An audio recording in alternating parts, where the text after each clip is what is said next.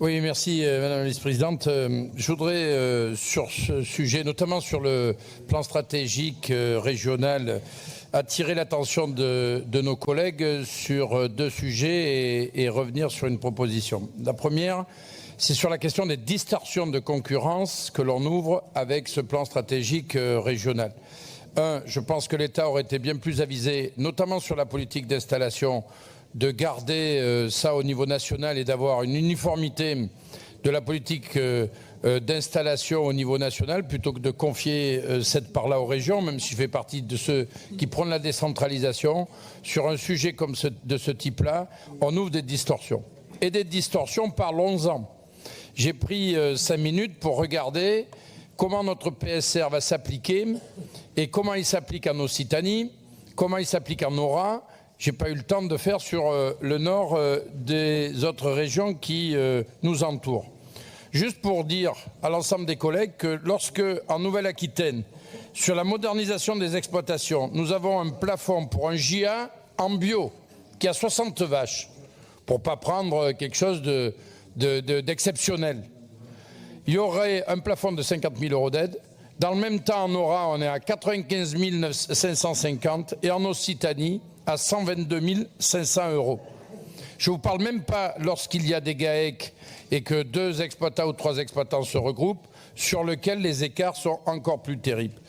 Ça veut dire que là, on a des distorsions de 45, 72 500 et 80 330 d'écart sur des exploitations qui sont à quelques mètres les unes des autres.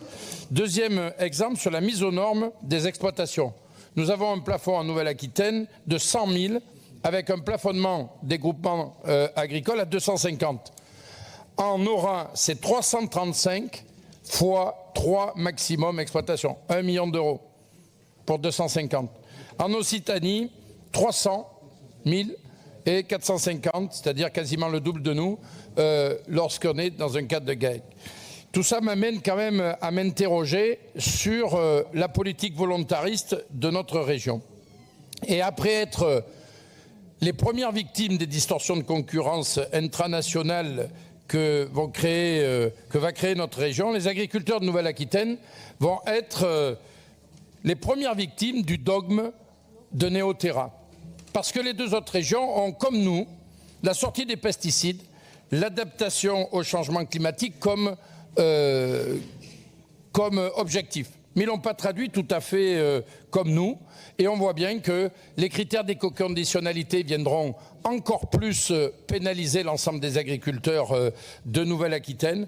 Et on aura des niveaux d'aide qui vont rester bien inférieurs. Alors, je ne sais pas s'il est important, et je suis très étonné, que notre région mette un fil à la patte aussi fort et fasse en sorte que, de par les critères qui sont appliqués sur ce PSR, il y aura au final très peu de bénéficiaires.